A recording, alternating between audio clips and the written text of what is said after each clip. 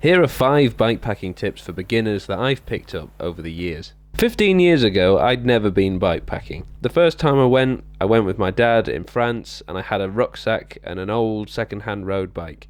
I didn't take anywhere near as much as I should have done. I didn't have a copy of the route. I was relying entirely on my dad, and I didn't even have spares or repairs for my bike. Thankfully, everything was fine, but if something had gone wrong, I really don't know what I would have done there. Over the years, I've got way more experience bikepacking, and now I go bikepacking all over the world on my own, into some really remote locations at times. Here are 5 things that I've learnt along the way. Before I dive into the list, if you have any tips that I don't mention, make sure you stick them in the comments. Let's get a pool of useful advice in the comment section for beginners who are wanting to start bikepacking. Number 1, pack light. You may have heard this before, but don't overdo it. Don't take everything, including the kitchen sink. Chances are you'll probably not need the vast majority of what you think you will. Even though I've just said this, you're still going to go out and take things that you don't need with you. So what I'd recommend you do is pack your bike, go out on your bikepacking adventure, and come back and unpack everything again. Lay it out on the floor, and anything that you've not used, that's something that wasn't essential, and you can probably do without it next time. Number 2, half your mileage. Whatever you think you can do when you're not bikepacking, half it. Many people, including myself, make the mistake of doing way too much when they're planning a route, and you'll often find that you can't do anywhere near as much as you thought you could.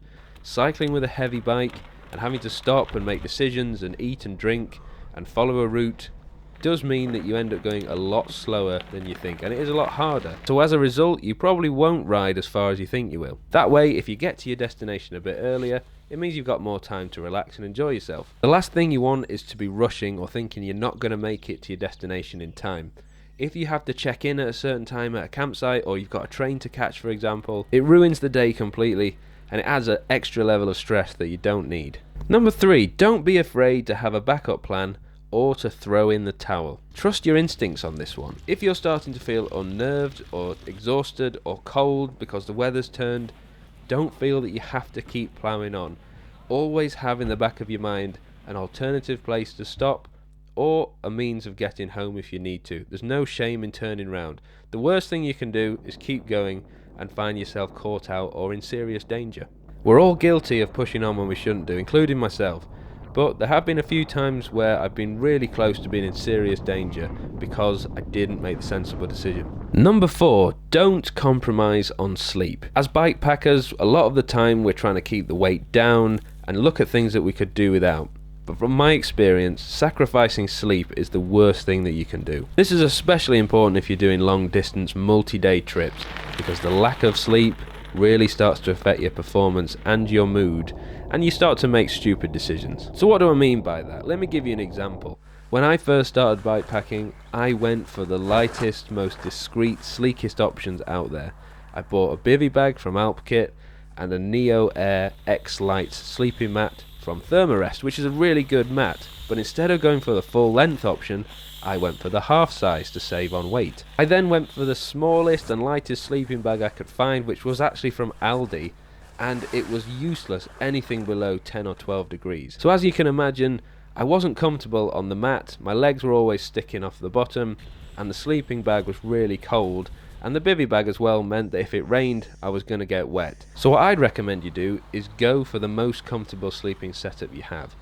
Even if it means adding an extra kilogram or 2, you're not going to regret taking all that stuff and having a really relaxing, enjoyable sleep. Whereas on the other hand, if you're freezing and wake up absolutely shattered, you're not going to enjoy your trip as much. And lastly, number 5, take some time to become competent at fixing common issues.